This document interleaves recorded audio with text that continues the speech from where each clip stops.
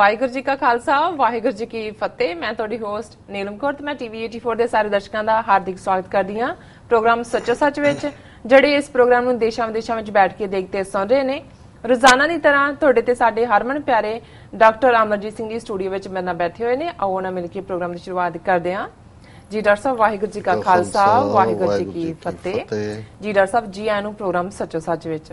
ਸ਼ੁਕਰੀਆ ਜੀ ਡਾਕਟਰ ਸਾਹਿਬ, ਡੇਟ ਹੈਗੀ 22 ਸਤੰਬਰ 2016, 8 ਅਸੂ ਨਾਨਕਸ਼ਾਹੀ ਸੰਮਤ 548 ਦਾ ਦਿਨ ਹੈ।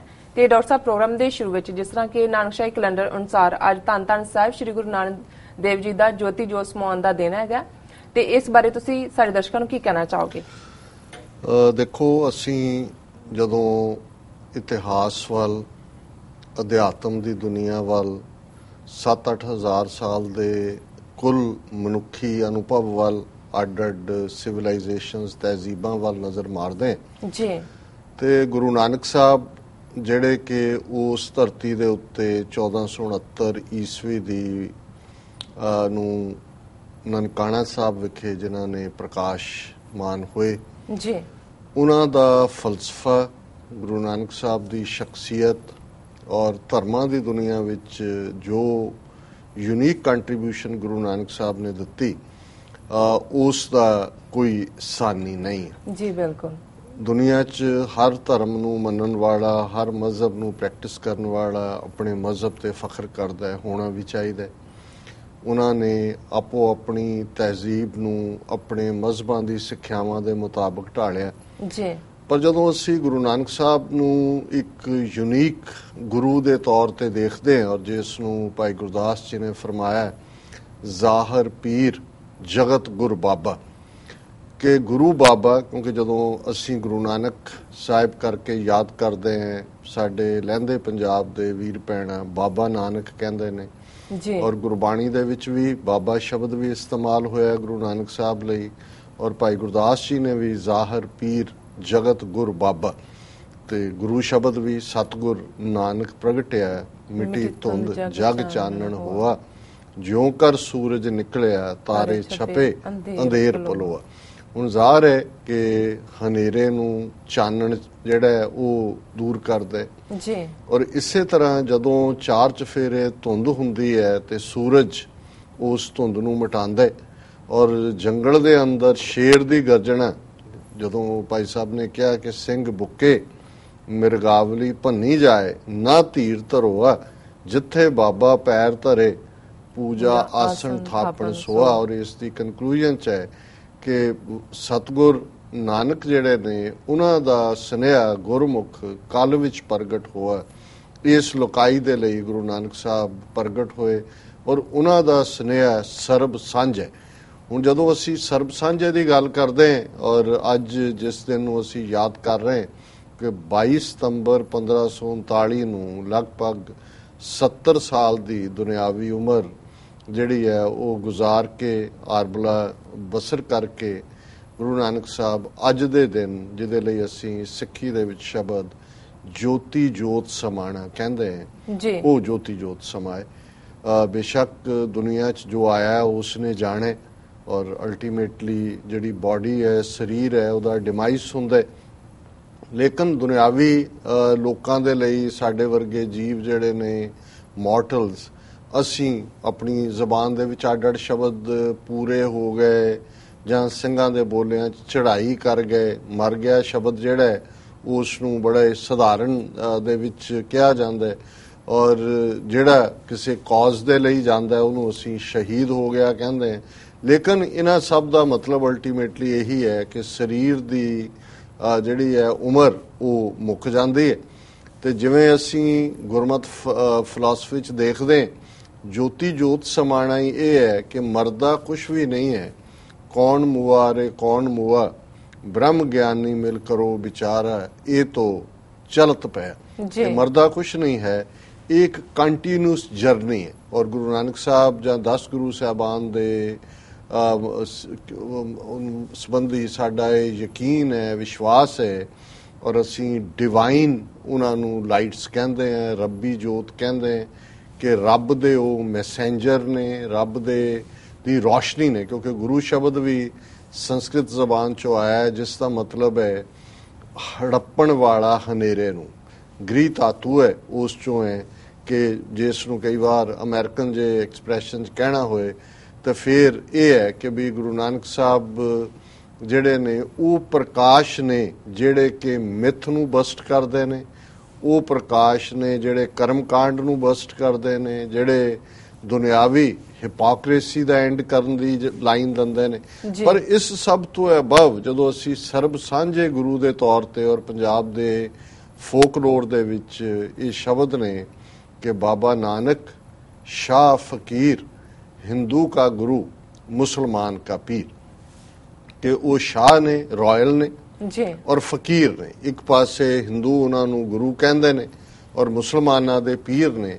ਪਰ ਜੇ ਅਸੀਂ ਗੁਰੂ ਨਾਨਕ ਸਾਹਿਬ ਦੀ ਆਪਣੀ ਬਾਣੀ ਦੇਖਦੇ ਤੇ ਫਿਰ ਉਹ ਰੱਬ ਦਾ ਇਸ਼ਕ, ਰੱਬ ਦਾ ਰੂਪ, ਕੋ ਕਹੇ ਭੂਤਨਾ ਕੋ ਕਹੇ ਬੇਤਾਲਾ, ਕੋਈ ਆਖੇ ਆਦਮੀ ਨਾਨਕ ਬੇਚਾਰਾ, ਭਇਆ ਦੀਵਾਨਾ ਸ਼ਾਹ ਕਾ ਨਾਨਕ ਬੌਰਾਨਾ, ਕਿ ਉਸ ਸ਼ਾਹ ਦੀ ਦੀਵਾਨਗੀ, ਉਸ ਨਿਰੰਕਾਰ ਦੀ ਦੀਵਾਨਗੀ ਜਿਸ ਨੂੰ ਬੌਰਾਪਨ ਵੀ ਕਿਹਾ ਜਾਂਦਾ ਹੈ, ਉਸ ਇਸ਼ਕ ਰੱਤੇ। ਔਰ ਉਹ ਜਿਹੜਾ ਇਸ਼ਕ ਹੈ ਉਹੀ ਫਿਰ ਜਦੋਂ ਅਸੀਂ ਗੁਰੂ ਨਾਨਕ ਸਾਹਿਬ ਦੀ ਬਾਣੀ, ਉਹਨਾਂ ਦੀਆਂ 4 ਜਾਂ 5 ਉਦਾਸੀਆਂ ਅੱਡ-ਅੱਡ ਹਿਸਟੋਰੀਅਨਸ ਨੇ ਬਿਆਨ ਕੀਤੀਆਂ ਨੇ, ਉਹਨਾਂ ਦਾ ਪੂਰਬ, ਪੱਛਮ, ਉੱਤਰ, ਦੱਖਣ ਸਾਰੇ ਪਾਸੇ ਮਨੁੱਖਤਾ ਦੀ ਕਲਿਆਣ ਦੇ ਲਈ ਭਾਈ ਮਰਦਾਨਾ ਜਿਹੜੇ ਉਹਨਾਂ ਦੇ ਰਬਾਬੀ ਨੇ ਲੈ ਕੇ ਉਹਨਾਂ ਦੀ ਜਗਤ ਫੇਰੀ। ਤੇ ਇਹ ਜਗਤ ਫੇਰੀ ਹੈ ਸੰਸਾਰ ਦੀ ਪੀੜ ਨੂੰ, ਸੰਸਾਰ ਦੇ ਦਰਦ ਨੂੰ ਹਰਨ ਦੀ। ਬਾਬਾ ਦੇਖੈ ਧਿਆਨ ਧਰ, ਜਲਤੀ ਸਭ ਪ੍ਰਿਥਵੀ ਦਿਸ ਆਈ, ਬਾਜੋਂ ਗੁਰੂ ਗੁਬਾਰ ਹੈ ਕਰਦੀ ਸੁਣੀ ਲੁਕਾਈ। ਬਾਬਾ ਦੇਖੇ ਧਿਆਨ ਧਰ ਕੇ ਬਾਬੇ ਨੇ ਦੇਖਿਆ ਕਿ 4 ਚਫੇਰੇ ਹਾਹਾਕਾਰ ਮਚੀ ਹੋਈ ਹੈ ਤੇ ਫਿਰ ਬਾਬੇ ਨੇ ਚੜਿਆ ਸੋਧਣ ਧਰਤ ਲੁਕਾਈ। ਇਸ ਲੁਕਾਈ ਨੂੰ ਸੋਧਣ ਦੇ ਲਈ, ਪਿਉਰੀਫਾਈ ਕਰਨ ਦੇ ਲਈ, ਮੈਸੇਜ ਦੇਣ ਦੇ ਲਈ। ਔਰ ਜਦੋਂ ਅਸੀਂ ਗੁਰੂ ਨਾਨਕ ਸਾਹਿਬ ਦੇ ਪ੍ਰਕਾਸ਼ਮਾਨ ਹੋਣ ਤੋਂ ਬਾਅਦ ਜਿਹੜਾ ਵੱਡਾ ਉਹਨਾਂ ਦਾ ਉਹ ਅਧਿਆਤਮਕ ਐਕਸਪੀਰੀਅੰਸ ਹੈ ਜਿਸ ਨੂੰ ਸਾਡੀਆਂ ਜਨਮ ਸਾਖੀਆਂ ਨੇ ਵੀ ਬਿਆਨ ਕੀਤੇ ਔਰ ਸਾਡੀਆਂ ਯਾਦਾਂ ਦੇ ਵਿੱਚ ਵੀ ਸੀਨਾ ਬਸੀਨਾ ਕਿ ਕਿਵੇਂ ਗੁਰੂ ਨਾਨਕ ਸਾਹਿਬ ਵੇਈ ਨਦੀ ਦੇ ਵਿੱਚ ਪ੍ਰਵੇਸ਼ ਕਰਦੇ ਨੇ। ਔਰ ਉਸ ਦਾ ਜਿਹੜਾ ਰਫਲੀ ਟਾਈਮ ਹੈ 1499 ਦੇ ਨੇੜੇ ਤੇੜੇ, ਜਦੋਂ ਕਿ ਗੁਰੂ ਨਾਨਕ ਸਾਹਿਬ ਲਗਭਗ 30 ਸਾਲ ਦੀ ਉਮਰ 'ਚ ਨੇ। ਉਹਨਾਂ ਦੀ ਬਾਲ ਲੀਲਾ ਨਾਲ ਸੰਬੰਧਿਤ ਬਹੁਤ ਕੁਝ ਇਤਿਹਾਸ ਨਨਕਾਣਾ ਸਾਹਿਬ ਦੇ ਉਸ ਪਵਿੱਤਰ ਸ਼ਹਿਰ ਨੇ ਸਾਂਭਿਆ ਹੋਇਆ ਹੈ। ਔਰ ਜਦੋਂ ਅਸੀਂ ਅਧਿਆਤਮ ਦੇ ਉਸ ਪਿੜ ਦੇ ਵਿੱਚ ਦੁਨੀਆ 'ਚ ਜਦੋਂ ਵੀ ਜਿਹੜੇ ਵੀ ਰਿਵੀਲਡ ਫੇਥਸ ਦੇ ਪ੍ਰੋਫਿਟਸ ਨੇ ਉਹਨਾਂ ਦਾ ਇੱਕ ਅਨੁਭਵ ਹੈ, ਇੱਕ ਐਕਸਪੀਰੀਅੰਸ ਹੈ। ਇਸਲਾਮ ਦੇ ਵਿੱਚ ਵੀ ਅਸੀਂ ਦੇਖਦੇ ਹਾਂ ਕਿ ਕਿਵੇਂ ਜਿਹੜੇ ਕੁਰਾਨ ਸ਼ਰੀਫ ਜਿਹੜੀ ਹੈ ਉਹ ਆਂਦਾ ਹੈ, ਉਸ ਦਾ ਇੱਕ ਤੋਂ ਬਾਅਦ ਇੱਕ ਜਿਵੇਂ 30 ਦਿਨਾਂ ਦਾ ਪੂਰਾ ਰਮਜ਼ਾਨ ਨਾਲ ਜੁੜਿਆ ਹੋਇਆ ਇਤਿਹਾਸ ਹੈ। ਉਸ ਦੇ ਵਿੱਚ ਜਿਸ ਨੂੰ ਅੱਲਾ ਦੀ ਬਾਣੀ ਜਾਂ ਅੱਲਾ ਦਾ ਜਿਹੜਾ ਕਲਾਮ ਹੈ ਉਹ ਆਂਦਾ ਹੈ। ਇਸੇ ਤਰ੍ਹਾਂ ਅਸੀਂ ਜਦੋਂ ਬਾਣੀ ਨੂੰ ਬਿਆਨ ਕਰਦੇ ਤੇ ਤੁਰਕੀ ਬਾਣੀ ਆਈ ਤਿੰਨ ਸਗਲੀ ਚਿੰਤ ਮਟਾਈ।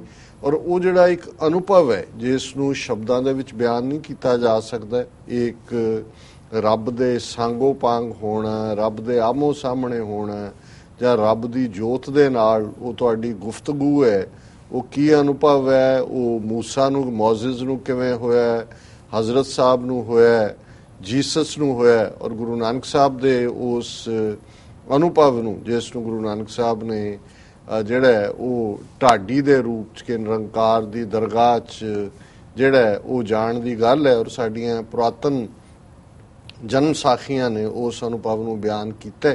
ਔਰ ਇਹ ਵੇਈ ਦਰਿਆ ਜਿਹੜਾ ਕਿ ਸੁਲਤਾਨਪੁਰ ਲੋਧੀ, ਜਿੱਥੇ ਕਿ ਗੁਰੂ ਨਾਨਕ ਸਾਹਿਬ ਦੀ ਵੱਡੀ ਭੈਣ ਵਿਆਹੀ ਹੋਈ ਸੀ, ਇੱਕੋ ਭੈਣ ਸੀ, ਵੱਡੇ ਸਨ ਉਹਨਾਂ ਤੋਂ ਬੇਬੇ ਨਾਨਕੀ। ਔਰ ਉੱਥੇ ਹੀ ਗੁਰੂ ਨਾਨਕ ਸਾਹਿਬ ਨੇ ਮੋਦੀ ਖਾਨਾ 13 ਦਾ ਜਿਹੜਾ ਇਹ ਸੌਦਾ ਕਰਕੇ ਵੀ ਦੱਸਿਆ ਕਿ ਜੋ ਕੁਛ ਹੈ ਉਹ ਤੇਰਾ। ਤੇ ਵੇਈ ਦਰਿਆ ਦੇ ਵਿੱਚ ਜਦੋਂ ਉਹਨਾਂ ਨੇ ਪ੍ਰਵੇਸ਼ ਕੀਤਾ ਤੇ ਲਗਭਗ 48 ਘੰਟੇ ਗੁਰੂ ਨਾਨਕ ਸਾਹਿਬ ਉਸ ਦਰਿਆ ਦੇ ਵਿੱਚ ਰਹੇ। ਔਰ ਉਹ ਡਾਇਰੈਕਟ ਜਿਹੜਾ ਰੱਬ ਦੇ ਨਾਲ ਰਿਸ਼ਤਾ ਹੈ ਉਸ ਦੇ ਨੂੰ ਜੋੜਨ ਦੀ ਗਾਥਾ ਹੈ। ਹਾਲਾਂਕਿ ਸ਼ਹਿਰ ਦੇ ਵਿੱਚ ਇਹ ਚਰਚਾ ਚੱਲੀ ਕਿ ਡੁੱਬ ਗਏ ਨੇ ਜਾਂ ਜਾਲ ਪਾਏ ਗਏ ਨਵਾਬ दौलत खान लोधी और दूसरे सारे शहर ਜਿਹੜੇ ਉਹਨਾਂ ਨੂੰ ਪਿਆਰ ਕਰਨ ਵਾਲੇ ਸੀ ਆਏ ਜੀ। ਔਰ 48 ਘੰਟੇ ਬਾਅਦ ਗੁਰੂ ਨਾਨਕ ਸਾਹਿਬ ਉਸ ਮੇਨ ਮੁਕਾਮ ਤੋਂ ਜਿੱਥੇ ਗੁਰਦੁਆਰਾ ਬੀਰ ਸਾਹਿਬ ਸੁਭਾਏਮਾਨ ਹੈ ਥੋੜਾ ਜਿੱਥੇ ਹੁਣ ਗੁਰਦੁਆਰਾ ਸੰਤ ਘਾਟ ਹੈ ਉਸ ਥਾਂ ਦੇ ਉੱਤੇ ਆ ਕੇ ਪ੍ਰਗਟ ਹੋਏ ਔਰ ਪਹਿਲਾ ਉਹਨਾਂ ਨੇ ਮੈਸੇਜ ਦਿੱਤਾ ਨਾ ਕੋ ਹਿੰਦੂ ਨਾ ਮੁਸਲਮਾਨ। ਹੁਣ ਇਹ ਇੱਕ ਜਦੋਂ ਅਸੀਂ ਯੂਨੀਕ ਗੁਰੂ ਨਾਨਕ ਸਾਹਿਬ ਦੀ ਸ਼ਖਸੀਅਤ ਦੀ ਗੱਲ ਕਰਦੇ ਹਾਂ ਕਿ ਉਹ ਦੋਨਾਂ ਕਲਚਰਸ ਦੇ ਵਿੱਚ ਜਿਹੜਾ ਕਿ ਜਿਹਨੂੰ ਭਾਈ ਗੁਰਦਾਸ ਜੀ ਨੇ ਬਿਆਨ ਕੀਤਾ ਸੀ ਕਿ ਸੱਚ ਕਿਨਾਰੇ ਰਹਿ ਗਿਆ ਖੈ ਮਰਦੇ ਬਾਹਮਣ ਮੌਲਾਣੇ ਸਿਰੋਂ ਨਾ ਮਿੱਟੇ ਆਵਣ ਜਾਣੇ। ਬ੍ਰਾਹਮਣ ਔਰ ਮੁੱਲਾ ਜਿਹੜੇ ਕਿ ਇਸਲਾਮ ਔਰ ਹਿੰਦੂ ਧਰਮ ਦੇ ਇੰਟਰਪ੍ਰੇਟਰ ਬਣੇ ਹੋਏ ਸਨ ਉਹ ਖੈਬੜਬਾਜ਼ੀ ਦੇ ਵਿੱਚ ਕਰਨ ਧੰਗਾਨੇ ਝਗੜਿਆਂ ਦੇ ਵਿੱਚ ਫਸੇ ਹੋਏ ਸਨ ਤੇ ਜਿਹੜੀ ਅਲਟੀਮੇਟ ਟਰੂਥ ਹੈ ਸੱਚ ਹੈ ਜੀ ਸੱਚ ਕਿਨਾਰੇ ਰਹਿ ਗਿਆ। ਸੱਚ ਜਿਹੜਾ ਉਹ ਇੱਕ ਪਾਸੇ ਸੀ ਤੇ ਫਜ਼ੂਲ ਦੀ ਬਹਿਸ ਔਰ ਫਜ਼ੂਲ ਦੇ ਝਗੜੇ ਉਹ ਆਪ ਹੀ ਨਹੀਂ ਸਨ ਫਸੇ ਹੋਏ ਉਹਨਾਂ ਦੇ ਮਗਰ ਲੱਗਣ ਵਾਲੇ ਵੀ ਜਿਹੜੇ ਨੇ ਉਸੇ ਲਾਈਨ ਦੇ ਉੱਤੇ ਤੁਰੇ ਹੋਏ ਸਨ। ਔਰ ਉਸ ਸਭ ਦੇ ਵਿਚਕਾਰ ਜਦੋਂ ਗੁਰੂ ਨਾਨਕ ਸਾਹਿਬ ਦਾ ਮੈਸੇਜ ਨਾ ਕੋ ਹਿੰਦੂ ਨਾ ਮੁਸਲਮਾਨ ਦਾ ਆਂਦਾ ਇੱਕ ਲੰਬੀ ਦਾਸਤਾਨ ਹੈ ਕਿ ਇਹਨੂੰ ਕਿਵੇਂ ਰਿਐਕਟ ਕੀਤਾ ਗਿਆ ਪਰ ਇੱਕ ਗੱਲ ਜ਼ਾਹਰ ਹੈ ਕਿ ਇਸ ਦੇ ਨਾਲ ਉਹ ਗੁਰੂ ਨਾਨਕ ਸਾਹਿਬ ਦੀ ਪਹਿਲੀ ਉਦਾਸੀ ਦਾ ਦੌਰ ਹੈ ਔਰ ਉਹਨਾਂ 48 ਘੰਟਿਆਂ ਦਾ ਕੀ ਅਨੁਭਵ ਹੈ ਉਸ ਨੂੰ ਜਨਮ ਸਾਖੀਆਂ ਨੇ ਬਿਆਨ ਕੀਤਾ ਹੈ ਕਿ ਫਿਰ ਬਾਬਾ ਅਕਾਲ ਪੁਰਖ ਦੀ ਦਰਗਾਹ ਜਾਏ ਪੇਸ਼ ਹੁਆ प्याला आया हुक्म हुआ नानक ये मेरे नाम का प्याला है तुम पियो। तब बाबे तस्लीम कीता प्याला पीता हुक्म हुआ नानक जिस ऊपर तेरी नदर तिस ऊपर मेरी नदर जिस ऊपर तेरा करम तिस ऊपर मेरा करम तेरा नाम गुर परमेश्वर मेरा नाम पार ब्रह्म परमेश्वर। ਹੁਣ ਇਹ ਉਸ ਅਨੁਭਵ ਨੂੰ ਸ਼ਬਦ ਦਿੱਤੇ ਹੋਏ ਨੇ ਕਿ ਉਸ ਅਕਾਲ ਪੁਰਖ ਦੇ ਫਜ਼ਲ ਬਖਸ਼ਿਸ਼ ਕਰਮ ਦਾਤ ਨਾਲ ਉਸ ਨਾਮ ਦਾ ਪਿਆਲਾ ਜਿਹੜਾ ਇੱਕ ਸਾਂਝ ਦੀ ਇੱਕ ਪਿਆਰ ਦੀ ਗੱਲ ਹੈ ਰੱਬ ਦੀ ਯਾਦ ਦੀ ਗੱਲ ਹੈ ਤੇ ਗੁਰੂ ਨਾਨਕ ਸਾਹਿਬ ਫਿਰ ਚੜਿਆ ਸੋਧਣ ਧਰਤ ਲੁਕਾਈ। ਫਿਰ ਉਹਨਾਂ ਨੇ ਕਿਵੇਂ ਉਸ ਵੇਲੇ ਦਾ ਜਿਹੜਾ ਜਾਣੂ ਹਿੱਸਾ ਸੀ ਸਾਰਾ ਕੱਲਾ ਸਬ ਕੰਟੀਨੈਂਟ ਤੱਕ ਹੀ ਨਹੀਂ ਬਗਦਾਦ ਮੱਕਾ ਇਧਰੋਂ ਮੁਲਤਾਨ ਜਿਹੜਾ ਕਿ ਪਾਕਪਟਨ ਸੂਫੀ ਇਸਲਾਮ ਦਾ ਸੈਂਟਰ ਸੀ ਔਰ ਉਹ ਪਿਆਰ ਦਾ ਸੁਨੇਹਾ। ਔਰ ਤੀਸਰੀ ਉਦਾਸੀ ਤੋਂ ਬਾਅਦ ਗੁਰੂ ਨਾਨਕ ਸਾਹਿਬ ਨੇ ਕਰਤਾਰਪੁਰ ਸਾਹਿਬ ਦੀ ਨੀਂਹ ਰੱਖੀ ਰਾਵੀ ਦੇ ਕੰਢੇ ਜੀ ਔਰ ਬਾਅਦ ਚ ਚੌਥੀ ਉਦਾਸੀ ਮੁਕੰਮਲ ਕਰਕੇ ਜੀਵਨ ਦੇ ਅਖੀਰਲੇ 18 ਸਾਲ ਉਸ ਕਰਤਾਰਪੁਰ ਦੀ ਧਰਤੀ ਤੇ ਜਿੱਥੇ ਹਿੰਦੂ ਮੁਸਲਮਾਨ ਸਾਰਿਆਂ ਨੇ ਸਾਂਝੀ ਖੇਤੀ ਸਾਂਝਾ ਜੀਵਨ ਔਰ ਨਿਰੰਕਾਰ ਦੀ ਉਸ ਵਾਹਿਗੁਰੂ ਦੀ ਸਿਫਤ ਸਲਾਹ ਔਰ ਅੱਜ ਤੋਂ ਠੀਕ 4 ਦਿਨ ਪਹਿਲਾਂ 18 ਸਤੰਬਰ 1539 ਨੂੰ ਭਾਈ ਲਹਿਣਾ ਜੀ ਜਿਹੜੇ ਇਸ ਕਰਤਾਰਪੁਰ ਦੀ ਨਗਰੀ 'ਚ ਗੁਰੂ ਨਾਨਕ ਸਾਹਿਬ ਨੂੰ ਆ ਕੇ ਮਿਲੇ ਔਰ ਫਿਰ ਇੱਥੋਂ ਦੇ ਹੋ ਕੇ ਰਹਿ ਗਏ ਉਹਨਾਂ ਨੂੰ ਗੁਰਗੱਦੀ ਬਖਸ਼ੀ ਔਰ ਇਸ ਬਾਰੇ ਅਸੀਂ ਗੁਰਬਾਣੀ ਦੇ ਵਿੱਚ ਟੈਸਟੀਮਨੀ ਦੇਖਦੇ ਹਾਂ ਕਿ ਜਿਹੜਾ ਉਹਨਾਂ ਨੂੰ ਗੁਰਗੱਦੀ ਦਿੱਤੀ ਹੈ ਉਹ ਗੁਰੂ ਨਾਨਕ ਸਾਹਿਬ ਨੇ 4 ਦਿਨ ਪਹਿਲਾਂ ਦੇ ਕੇ ਤੇ ਖਡੂਰ ਸਾਹਿਬ ਭੇਜ ਦਿੱਤਾ। 18 ਸਤੰਬਰ ਨੂੰ ਉਹਨਾਂ ਨੂੰ ਗੁਰਗੱਦੀ ਮਿਲਦੀ ਹੈ ਤੇ 22 ਸਤੰਬਰ ਨੂੰ ਗੁਰੂ ਨਾਨਕ ਸਾਹਿਬ ਕਰਤਾਰਪੁਰ ਦੀ ਧਰਤੀ ਤੇ ਜੋਤੀ ਜੋਤ ਸਮਾਉਂਦੇ ਨੇ। ਇਸ ਤੋਂ ਪਹਿਲਾਂ ਕਿ ਅਸੀਂ ਕੋਈ ਹੋਰ ਚਰਚਾ ਕਰੀਏ ਪਾਕਿਸਤਾਨ ਸਰਕਾਰ ਨੇ ਆਲਮੋਸਟ 8-9 ਮਿੰਟ ਦੀ ਬੜੀ ਅੱਛੀ ਇੱਕ ਡਾਕੂਮੈਂਟਰੀ ਕਰਤਾਰਪੁਰ ਸਾਹਿਬ ਦੇ ਆਲੇ ਦੁਆਲੇ ਕਿਉਂਕਿ ਕਰਤਾਰਪੁਰ ਸਾਹਿਬ ਜਿਹੜਾ ਗੁਰਦੁਆਰਾ ਸਾਹਿਬ ਬੜਾ ਬਣਿਆ ਸੀ ਖੂਬਸੂਰਤ ਫਿਰ ਹੜ੍ਹ ਆਏ ਉਹ ਜਿਹੜਾ ਸਾਰਾ ਹੀ ਹਿੱਸਾ ਚਲਾ ਗਿਆ। ਬਾਅਦ 47 ਦੇ ਦੌਰ ਦੇ ਵਿੱਚ ਮਹਾਰਾਜਾ ਭੁਪਿੰਦਰ ਸਿੰਘ ਪਟਿਆਲਾ ਇੱਕ ਵੱਡੀ ਰਕਮ ਉਹਨਾਂ ਨੇ ਦਿੱਤੀ ਸੀ ਬਣ ਰਿਹਾ ਸੀ ਪਾਰਟੀਸ਼ਨ ਹੋਈ ਔਰ ਹੁਣ ਕੁਝ ਸਮਾਂ ਪਹਿਲਾਂ ਕਿਉਂਕਿ ਬਿਲਕੁਲ ਬਾਰਡਰ ਦੇ ਉੱਤੇ ਹੈ ਪਾਕਿਸਤਾਨ ਦੇ ਲਈ ਵੀ ਜੰਗੀ ਨੁਕਤਾ ਨਿਗਾਹ ਤੋਂ ਬੜਾ ਅਹਿਮ ਇਹ ਥਾਂ ਹੈ ਲੇਕਿਨ ਸਿੱਖ ਭਾਵਨਾਵਾਂ ਦੀ ਕਦਰਦਾਨੀ ਕਰਦੇ ਆ ਕੁਝ ਸਾਲ ਪਹਿਲਾਂ ਪਾਕਿਸਤਾਨ ਸਰਕਾਰ ਨੇ ਕਰਤਾਰਪੁਰ ਸਾਹਿਬ ਦੇ ਗੁਰਦੁਆਰਾ ਸਾਹਿਬ ਨੂੰ ਪੂਰੀ ਤਰ੍ਹਾਂ ਜਿਹੜਾ ਹੈ ਉਹ ਰੀਸਟੋਰ ਕੀਤਾ ਉਸ ਗਲੋਰੀ ਦੇ ਵਿੱਚ ਔਰ ਉਸ ਮੁਕਾਮ ਦੇ ਉੱਤੇ ਜਦੋਂ ਗੁਰੂ ਨਾਨਕ ਸਾਹਿਬ ਜੋਤੀ ਜੋਤ ਸਮਾਉਂਦੇ ਨੇ ਔਰ ਉਹਨਾਂ ਦੇ ਹਿੰਦੂ ਫਾਲੋਅਰ ਮੁਸਲਮਾਨ ਫਾਲੋਅਰ ਜਿਵੇਂ ਬਿਆਨ ਕੀਤਾ ਉਹ ਆਪੋ ਆਪਣੇ ਅਕੀਦੇ ਦੇ ਨਾਲ ਜਿਹੜੇ ਫੁੱਲ ਉਹਨਾਂ ਦੀ ਚਾਦਰ ਦੇ ਥੱਲੇ ਨੇ ਉਹਨਾਂ ਨੂੰ ਸੰਸਕਾਰ ਕਰਦੇ ਨੇ ਜਾਂ ਉਹਨਾਂ ਦੀ ਜਿਹੜੀ ਹੈ ਉਹ ਕਬਰ ਬਣਾਉਂਦੇ ਨੇ, ਕਬਰ ਦੇ ਵਿੱਚ ਰੱਖਦੇ ਨੇ। ਸੋ ਇਹ ਵੀ ਇੱਕ ਯੂਨੀਕ ਗੱਲ ਹੈ ਕਿ ਨਾ ਸਿਰਫ ਕਰਤਾਰਪੁਰ ਇੰਡੀਆ ਔਰ ਪਾਕਿਸਤਾਨ ਦੀ ਸਰਹੱਦ ਦੇ ਉੱਤੇ ਬੈਠੇ ਬਾਬਾ ਨਾਨਕ, ਜਿਵੇਂ ਉਹਨਾਂ ਨੇ ਨਾ ਕੋਈ ਹਿੰਦੂ ਨਾ ਮੁਸਲਮਾਨ ਦਾ ਮੈਸੇਜ ਦਿੱਤਾ ਸੀ, ਦੋਨਾਂ ਦੇਸ਼ਾਂ ਨੂੰ ਅਮਨ ਔਰ ਪਿਆਰ ਦਾ ਸੁਨੇਹਾ ਜਿਹੜਾ ਕਿ ਅਲਟੀਮੇਟਲੀ ਸਿੱਖ ਵਿਚਾਰਧਾਰਾ ਦੇ ਰੂਪ 'ਚ ਵੀ ਜਦੋਂ ਅਸੀਂ ਬਫਰ ਸਟੇਟ ਖਾਲਿਸਤਾਨ ਦੀ ਗੱਲ ਕਰਦੇ ਦੋਨਾਂ ਮੁਲਕਾਂ ਦੇ ਵਿਚਾਲੇ, ਤੇ ਫਿਰ ਇਹ ਬਿਲਕੁਲ ਇਸ ਵਿਚਾਰਧਾਰਾ ਦੇ ਨਾਲ ਹੀ ਆ ਕੇ ਜੁੜਦੇ ਕਿ ਗੁਰੂ ਨਾਨਕ ਸਾਹਿਬ ਉਸ ਮੁਕਾਮ ਦੇ ਉੱਤੇ ਜਿਹੜਾ ਉਹ ਮੈਸੇਜ ਦੇ ਰਹੇ ਨੇ। ਉੱਥੇ ਇਹ ਵੀ ਮੈਸੇਜ ਬੜੀ ਸਪਸ਼ਟਤਾ ਦੇ ਨਾਲ ਹੈ ਔਰ ਇਹ ਕੋਰੀਡੋਰ ਬਣਾਉਣ ਦੀ ਮੰਗ ਵੀ ਹੁੰਦੀ ਰਹੀ ਹੈ। ਪਾਕਿਸਤਾਨ ਸਰਕਾਰ ਨੇ ਉਸ ਦੇ ਲਈ ਹਾਂ ਕੀਤੀ ਹੋਈ ਹੈ, ਪਰ ਭਾਰਤ ਸਰਕਾਰ ਨੂੰ ਇਹ ਕਬੂਲ ਨਹੀਂ ਹੈ ਕਿਉਂਕਿ ਉਹ ਨਹੀਂ ਚਾਹੁੰਦੇ ਕਿ ਸਿੱਖਾਂ ਮੁਸਲਮਾਨਾਂ ਦੇ ਜਾਂ ਸਿੱਖ ਪੰਜਾਬ ਔਰ ਲਹਿੰਦਾ ਪੰਜਾਬ ਇਹਨਾਂ ਦੀ ਆਪਸੀ ਜਿਹੜੀ ਹੈ ਉਹ ਨੇੜਤਾ ਹੋਏ। ਪਰ ਇਸ ਸਭ ਦੇ ਉੱਤੇ ਕਮੈਂਟ ਮੈਂ ਬਾਅਦ ਚ ਕਰਾਂਗਾ ਔਰ ਮੈਂ ਆਪਣੀ ਟੈਕਨੀਕਲ ਟੀਮ ਨੂੰ ਕਹਾਂਗਾ। ਅਸੀਂ ਬ੍ਰੇਕ ਵੀ ਲੈ ਲਾਂਗੇ, ਫਿਰ ਆਪਣੇ ਦਰਸ਼ਕਾਂ ਨੂੰ ਅਸੀਂ ਬ੍ਰੇਕ ਤੋਂ ਬਾਅਦ ਹੀ ਮਿਲਾਂਗੇ ਇਹ ਜਦੋਂ ਡਾਕੂਮੈਂਟਰੀ ਦੇਖ ਲਾਂਗੇ। ਠੀਕ ਹੈ, ਅਸੀਂ ਆਪਣੀ ਟੈਕਨੀਕਲ ਟੀਮ ਨੂੰ ਕਹਾਂਗੇ ਕਿ ਉਹ ਡਾਕੂਮੈਂਟਰੀ ਚਲਾ ਦੇਣ। ਹਾਂਜੀ। Gurdwara Kartarpur Sahib.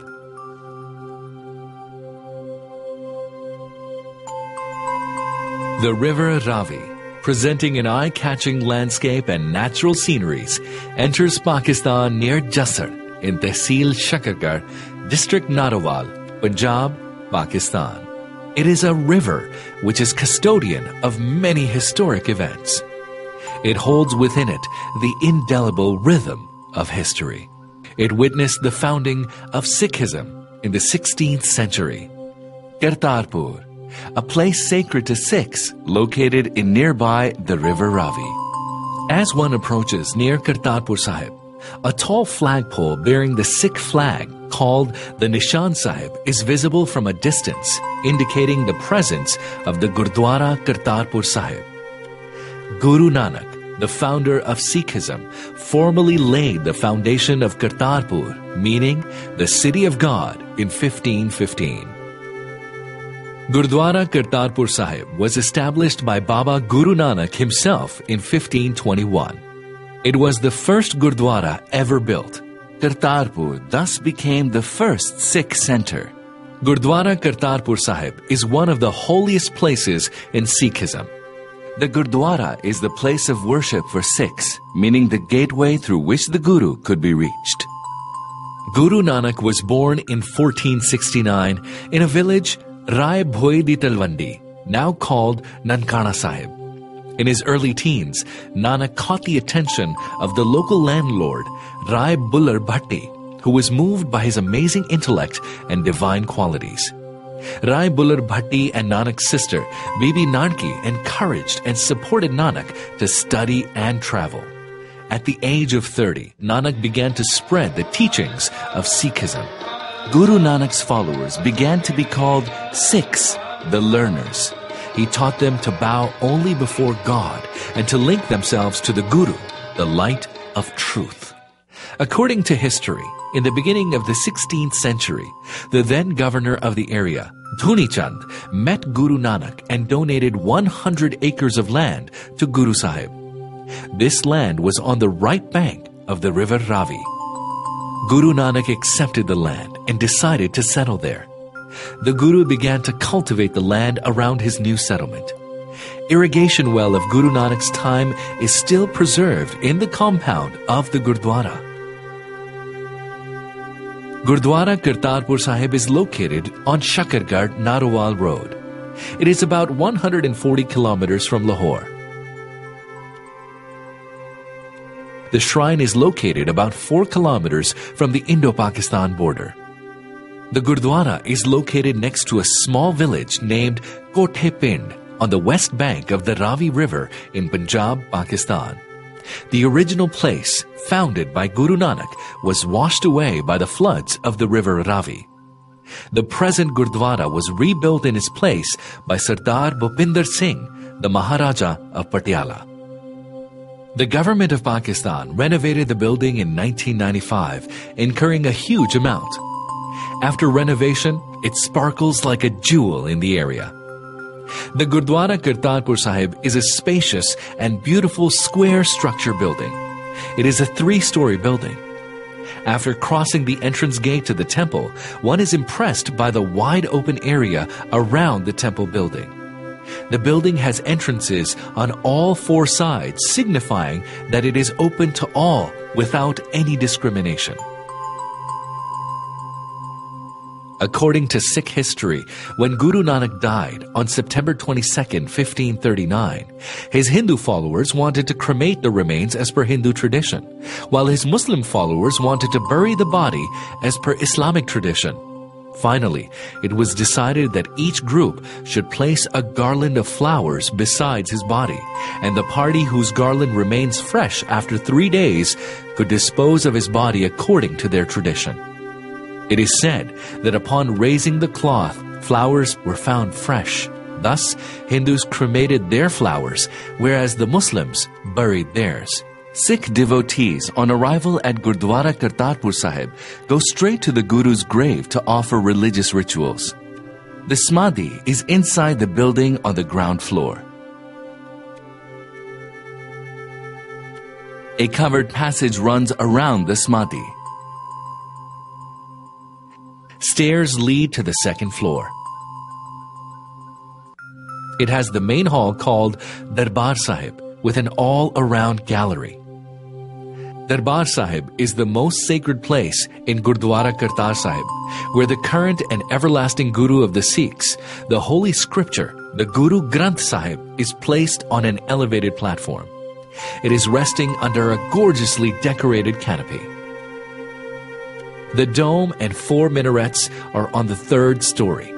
Dome is the crowning feature of the Gurdwara. The dome is over the spot where Guru Granth Sahib is seated. The dome of Gurdwara Kartarpur Sahib is ribbed and painted in white.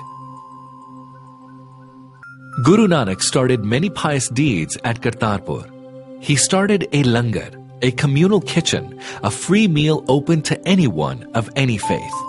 Guru Nanak built a sarai, rooms for pilgrims, the worship center for the followers to listen to the spiritual discourse and religious hymns in the praise of Vaheguru, meaning wonderful teacher, but used to refer to God. Guru Nanak's guruship span is from August 20th, 1507 to September 22nd, 1539. The government of Pakistan is committed to pursue policies that are aimed at creating greater harmony and cohesion among people of different faiths. Pakistan has always happily welcomed Sikh brothers and sisters with open arms and makes excellent arrangements to ensure the provision of maximum facilities to Sikh pilgrims. Pilgrims visit the Gurdwara Sahib regularly to offer religious rituals. Pakistan makes foolproof security arrangements to safeguard Sikh pilgrims.